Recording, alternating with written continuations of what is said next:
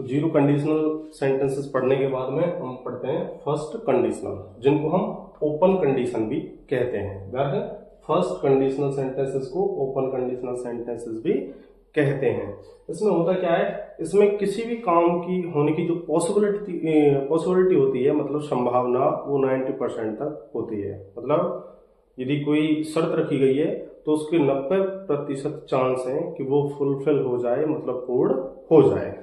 उसमें 100% थे, zero conditional जो था उसमें 100% चांस था कि होना ही होना है। यदि कोई कंडीशन है तो वो कंप्लीट होनी ही होनी है। इसमें 90% तक चांस है कि जो आपने शर्त रखी वो 90% तक क्या होगी, पूरी होगी। जैसे देखें, इसमें क्या होगा, इफ से जुड़े दो पार्ट होते हैं, वो मैंने बता ही दिया है। एक पार्ट में क्या होगा, प्रेजेंट इंडेफिनिट टेंस होगा या फिर सिंपल प्रेजेंट। प्रेजेंट इंडेफिनिट का मतलब क्या होता है, एमबी फर्स्ट होगी, या फिर हो सकता है एमबी फर्स्ट में एस, ईएस या आईईएस का प्रयोग हो, या फिर हो सकता है वो नेगेटिव वाक्य है तो do, does plus MB first का प्रयोग हो। दूसरी साइड में देखें तो दूसरी साइड में क्या होगा, या तो विल होगा या कैन होगा या मे या शुड के साथ में एमबी फर्स्ट। आपको जो फोकस रखना है वो उस विल पे रखना है, क्योंकि आज की इंग्लिश में जो मॉडर्न इंग्लिश है उसमें ज्यादा फोकस किस पे है, विल पे है।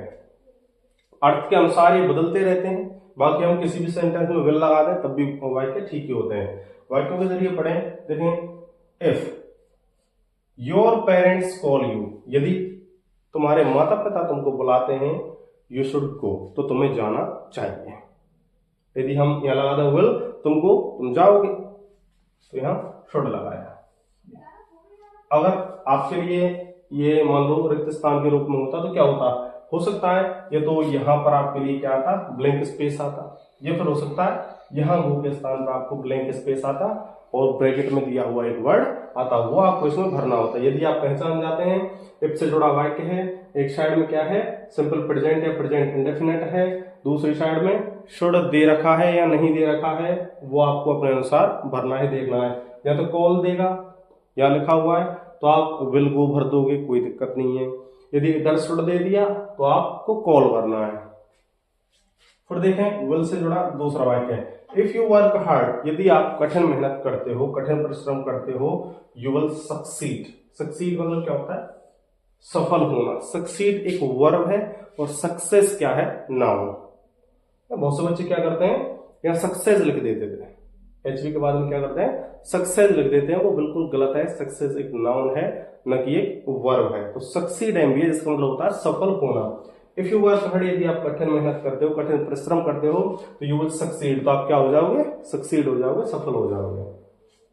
अब देखो, वाक्य घुमा दिया है, कोई दिक्कत नहीं, वाक्य घुमा दिया, कोई समस्या नहीं।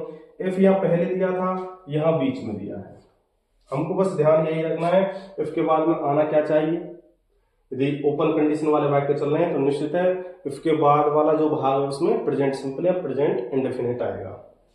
तो यहाँ ये प्रेजेंट इंडेफिनिट है, डू डज का प्रयोग हुआ है, नेगेटिव वाक्य है, और यहाँ विल आया है। मतलब वही है, यू विल फेल, तुम फेल हो जाओगे, if you don't study properly, यदि तुमने उचित रूप से पढ़ाई नहीं की। इसको हम ये भी बोल सकते हैं, इस भाग को हटा के इस क्लॉज को हम उधर भी रख सकते हैं, उधर साइड में। तब क्या बोलेंगे, if you don't study properly you will fail. कोई दिक्कत नहीं, वाक्य आगे पीछे हो सकते हैं, आपको घबराना नहीं है। फिर देखें, इफ यू वॉक स्लो, यदि आप धीरे धीरे चलते हो, यू मे बी लेट, तो आप लेट हो सकते हो, आपको देर हो सकती है।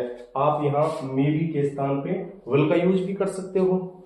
इफ यू वॉक स्लो, यदि आप धीरे धीरे चलोगे तो क्या हो जाएगा, आप लेट हो जाओगे। तो ये आपकी क्या है, ओपन कंडीशन है। फिर बताता हूं एक बार, जीरो कंडीशनल सेंटेंस है, उसमें पॉसिबिलिटी किसी भी काम को होने की 100% तक होती है। इसमें जो पॉसिबिलिटी होती है, संभावना किसी भी काम को होने की, वो 90% तक होती है। इसमें काम का 90%